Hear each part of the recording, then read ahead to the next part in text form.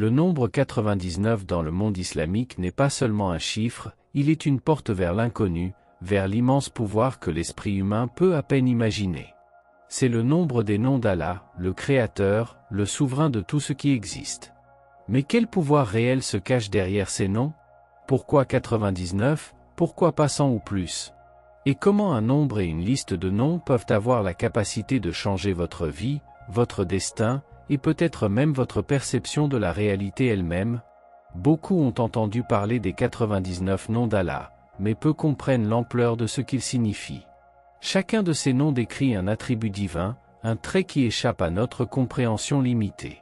Cependant, la tradition islamique enseigne qu'il y a du pouvoir en eux, un pouvoir qui, s'il est compris et utilisé correctement, a la capacité de transformer des vies, d'apporter la paix, la guérison, et surtout, une connexion avec l'unique, l'Éternel. Mais comment pouvons-nous accéder à ce pouvoir? Comment pouvons-nous vraiment comprendre ces noms et ce qu'ils représentent? Ou sont-ils simplement des mots sans véritable signification, utilisés dans nos prières sans que nous prenions le temps de réfléchir à leur véritable importance? Préparez-vous à un voyage qui remettra en question tout ce que vous pensiez savoir sur le pouvoir divin et le rôle que jouent ces noms dans nos vies. Pourquoi 99? Qu'est-ce qui rend ce nombre si spécial dans l'islam? Le Coran n'est pas un livre du hasard, et chaque chiffre a un but divin. Le nombre 99, dans son essence, symbolise la proximité infinie d'Allah avec sa création et, en même temps, l'immense distance qui nous sépare de sa majesté. Les numérologues islamiques débattent depuis des siècles de la signification profonde de ce nombre. Certains suggèrent que le nombre 99 représente la totalité du savoir divin accessible à l'humanité. D'autres pensent qu'il indique les 99 aspects sous lesquels Allah se révèle au monde, laissant son dernier nom caché dans le mystère, un nom si puissant que s'il était connu, il pourrait changer les lois même de la réalité. Le prophète Mohammed, paix et bénédiction sur lui, a enseigné que quiconque mémorise les 99 noms d'Allah entrera au paradis. Mais est-ce aussi simple que de réciter ces noms? Ou y a-t-il une connaissance plus profonde, un code caché derrière eux qui révèle une connexion directe avec le pouvoir divin? Dans les traditions mystiques islamiques, telles que le soufisme, les noms d'Allah sont vus comme des clés spirituelles qui ouvrent les portes vers différentes dimensions de l'existence et de l'expérience humaine. Chaque nom porte en lui une vibration unique, un pouvoir inhérent qui peut non seulement changer nos perceptions, mais aussi notre réalité. Sommes-nous prêts à accéder à ce pouvoir?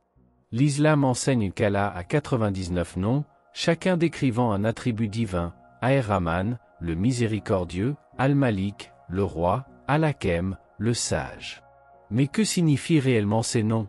Sont-ils simplement des descriptions abstraites d'un être suprême, ou cachent-ils en eux le pouvoir de façonner l'univers, le pouvoir d'Al-Khaliq, le Créateur, qui façonne tout ce qui existe? Lorsque vous récitez ce nom, pourriez-vous invoquer cette même capacité créatrice en vous-même? Certains savants islamiques suggèrent que les noms d'Allah ne sont pas seulement des attributs d'Allah, mais qu'ils contiennent une énergie qui peut se manifester chez les êtres humains. Lorsque vous vous connectez à l'un de ces noms, vous faites appel à cette force dans votre vie. Pourquoi pensez-vous qu'Ash-Shafi, le guérisseur, est invoqué par les malades? Est-ce simplement une prière, ou y a-t-il quelque chose de plus profond? Se pourrait-il que ce nom ait la capacité d'attirer la guérison divine directement dans votre corps et votre âme? Lorsque nous invoquons Allah par son nom, activons-nous une fréquence divine qui peut modifier le cours de nos vies? Le nom Al-Muqtadir, le puissant, pourrait être récité par ceux qui cherchent de la force dans des moments de faiblesse. Mais la vraie question est la suivante: cherchons-nous simplement du réconfort, ou, en invoquant ce nom, appelons-nous une énergie divine qui peut changer nos circonstances? La tradition islamique soutient qu'il y a du pouvoir dans les noms, mais peu osent explorer jusqu'où va ce pouvoir. Le Coran décrit comment Allah a créé l'univers avec sa parole, un simple « kun », soit, et tout ce que nous connaissons est venu à l'existence. Si les mots détiennent un tel pouvoir en islam, que se passe-t-il lorsque les 99 noms d'Allah sont prononcés? Ces noms sont-ils imprégnés du même pouvoir créateur qui a fait naître l'univers? Lorsque nous récitons ces noms, nous entrons en contact avec le pouvoir créateur d'Allah. Mais il ne s'agit pas seulement de les réciter comme s'ils étaient des mots vides, il s'agit de comprendre ce qu'ils représentent et de nous aligner sur ses attributs divins. Pouvons-nous accéder au pouvoir d'Aher-Razak, le pourvoyeur, pour attirer l'abondance dans nos vies? Ou peut-être nous connecter avec Al-Hakim, le sage, pour révéler des vérités cachées dans des situations complexes? La création ne s'arrête pas. Allah recrée constamment l'univers, et les 99 noms nous donnent accès à ce flux créatif, mais seulement si nous les comprenons et les utilisons avec le bon cœur et la bonne intention. Ici réside le mystère. Sommes-nous prêts à devenir co-créateurs avec Allah en invoquant ces noms? Sommes-nous prêts à assumer la responsabilité qui accompagne ce pouvoir? C'est le débat qui a fasciné les savants et les mystiques pendant des siècles. Existe-t-il un nom caché d'Allah qui n'a pas été révélé? Selon certaines traditions, ce nom est si puissant que sa connaissance pourrait transformer la réalité elle-même. C'est un nom qu'Allah seul connaît dans son intégralité et qu'il révèle à ceux qu'il choisit. Le prophète Mohammed, paix et bénédiction sur lui, a dit « Allah a 99 noms, et quiconque les mémorise entrera au paradis ». Cependant, il n'a jamais mentionné un nom caché. Cela a conduit beaucoup à se demander s'il existe un nom si sublime, si puissant, que sa simple récitation pourrait déclencher un changement cosmique. Certains l'appellent le nom suprême. Les mystiques islamiques, en particulier au sein du soufisme, ont cherché ce nom caché pendant des siècles. Certains croient que ce nom n'est pas seulement un mot, mais un état de conscience, un niveau de connexion avec Allah qui transcende la compréhension humaine. D'autres pensent qu'il s'agit d'un secret qui ne sera révélé qu'à la fin des temps, lorsque l'humanité sera prête à gérer un tel pouvoir. Mais que se passerait-il si nous découvrions ce nom? Pourrions-nous vraiment gérer le pouvoir qu'il contient? Ou vaut-il mieux qu'il reste caché, réservé à ceux qu'Allah choisit? Ce qui est certain, c'est que la quête de ce nom n'est pas seulement une recherche de connaissances, mais un voyage spirituel, un chemin vers le cœur de la divinité. C'est ici que la science et la spiritualité commencent à se croiser de manière que peu osent explorer. La physique quantique nous enseigne que l'univers est composé de vibrations et de fréquences. Tout, chaque être, chaque pensée, possède une fréquence vibratoire unique. Alors, si tout dans l'univers est vibration, quel rôle jouent les 99 noms d'Allah dans cette équation? Certains scientifiques et théologiens suggèrent que les noms d'Allah ne sont pas seulement des mots spirituels, mais des fréquences qui résonnent avec l'univers. Réciter ces noms n'est pas simplement un acte de dévotion, c'est une manière d'aligner nos propres vibrations avec celles du Créateur de l'univers. Par exemple, lorsque nous récitons Aher-Rahman, le miséricordieux, nous nous syntonisons sur une fréquence qui irradie la miséricorde dans le monde. Lorsque nous invoquons Al-Khaliq, le Créateur, activons-nous une fréquence qui a le pouvoir de créer quelque chose de nouveau dans nos vies? Le Coran mentionne déjà le pouvoir du son et des mots, mais la science moderne commence à découvrir comment les fréquences et les vibrations sont fondamentales à la création même de la réalité. Les 99 noms d'Allah pourraient être les clés pour débloquer une connaissance profonde sur la manière dont l'univers est construit, et si nous les comprenons correctement, nous pourrions être sur le point de découvrir comment le pouvoir divin opère, non seulement dans le spirituel, mais aussi dans le physique. Le pouvoir des 99 noms d'Allah ne réside pas simplement dans le fait de les connaître, mais dans la compréhension de comment et quand les invoquer.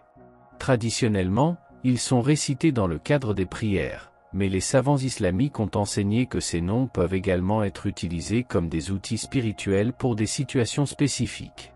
Lorsque vous récitez les noms, vous ne faites pas que les prononcer, vous vous connectez à l'attribut divin qu'ils représentent.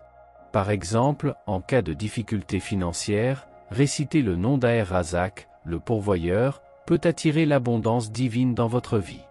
Lorsque vous avez besoin de force et de courage, Al-Qawi, le fort, est le nom à invoquer.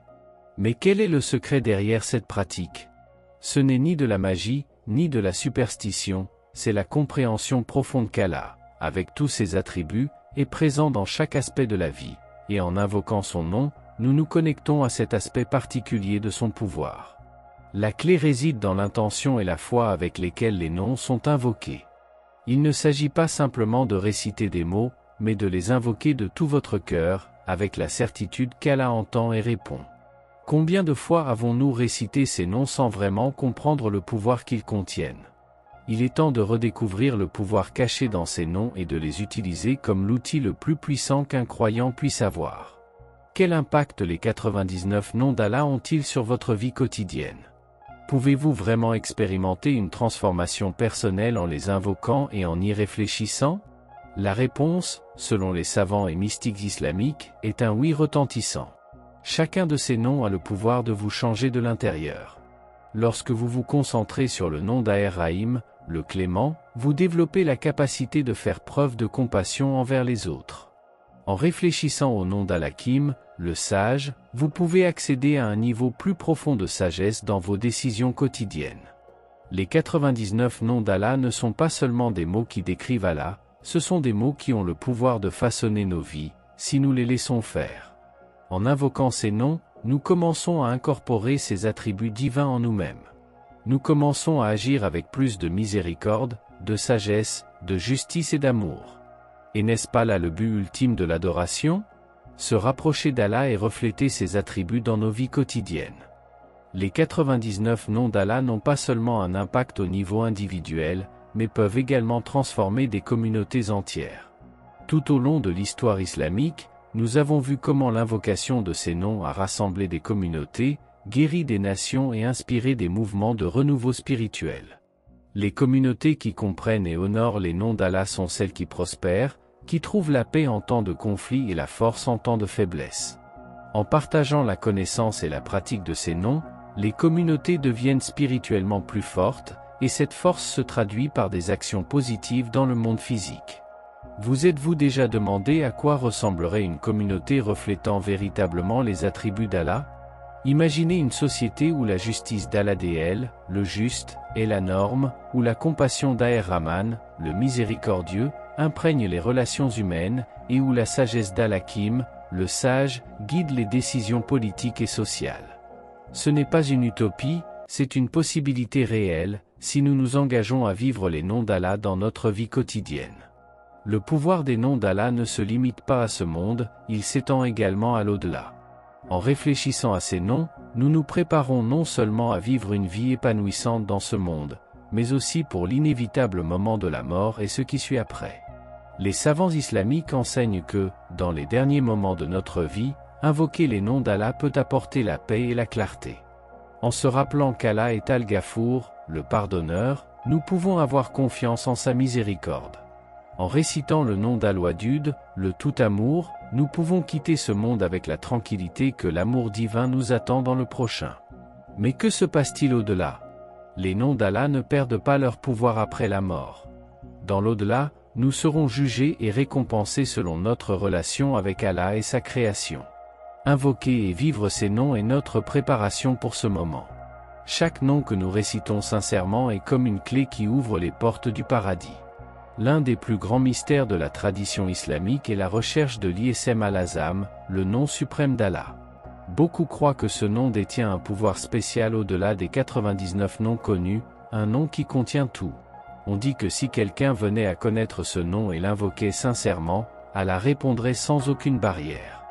La recherche de ce nom a conduit les plus grands savants et mystiques à plonger profondément dans la spiritualité, essayant de percer ce mystère. Certains croient que ce nom suprême est si vaste et si sublime que sa véritable signification transcende le langage humain. D'autres soutiennent que ce nom est voilé à la plupart de l'humanité, et que seuls ceux qui ont la pureté spirituelle la plus profonde ont la capacité de le découvrir. Se pourrait-il que la connaissance de ce nom soit réservée uniquement à ceux qu'Allah a choisis? Et si un jour quelqu'un découvrait ce nom, serions-nous prêts à gérer le pouvoir qu'il contient? Peut-être que ce nom n'est pas quelque chose que nous devrions chercher à l'extérieur, mais quelque chose qui ne peut être révélé que lorsque nous sommes spirituellement prêts à le recevoir. Après tout ce qui a été exploré, ce qui reste clair, c'est que les 99 noms d'Allah sont bien plus que de simples mots ou titres. Ils sont l'essence même du pouvoir divin manifesté dans le monde. Mais ce pouvoir n'est pas inaccessible, il est à la portée de ceux qui le recherchent sincèrement, de ceux qui sont prêts à s'aligner sur les attributs divins dans chaque aspect de leur vie. Chaque nom d'Allah est une opportunité de transformer nos vies, d'accéder à une force au-delà de ce que nous pouvons imaginer. Mais cette force ne réside pas dans les noms eux-mêmes, mais dans ce qu'ils représentent, la proximité d'Allah, sa miséricorde, sa justice, son amour. En vivant selon ces noms, non seulement nous nous rapprochons d'Allah, mais nous devenons aussi des reflets de sa lumière dans ce monde. Le pouvoir des 99 noms d'Allah a toujours été là, attendant d'être découvert par ceux qui ont la foi, la patience et la persévérance pour les rechercher. Maintenant, la question finale, êtes-vous prêt à découvrir ce qu'ils cachent vraiment? Les 99 noms d'Allah sont un don divin, une clé qui nous permet de nous connecter au pouvoir le plus sublime qui existe. Mais ce pouvoir n'est pas pour ceux qui le cherchent par curiosité ou ambition, il est pour ceux qui sont prêts à se soumettre complètement à la volonté d'Allah, à vivre avec sincérité et humilité, et à refléter ses attributs dans leur vie quotidienne. Ce n'est pas seulement une connaissance à stocker dans l'esprit, c'est une pratique, un mode de vie. Ceux qui comprennent vraiment les 99 noms d'Allah ne trouveront pas seulement la paix et le bonheur dans ce monde, mais ils se prépareront aussi à la rencontre finale avec leur Créateur, une rencontre qui, si Allah le veut, sera pleine de lumière, de miséricorde et de vérité. Alors, quel pouvoir les 99 noms d'Allah cachent-ils vraiment? Tout ce dont nous avons besoin pour transformer nos vies, notre réalité et notre destin. La seule question qui reste est, êtes-vous prêt à invoquer ce pouvoir?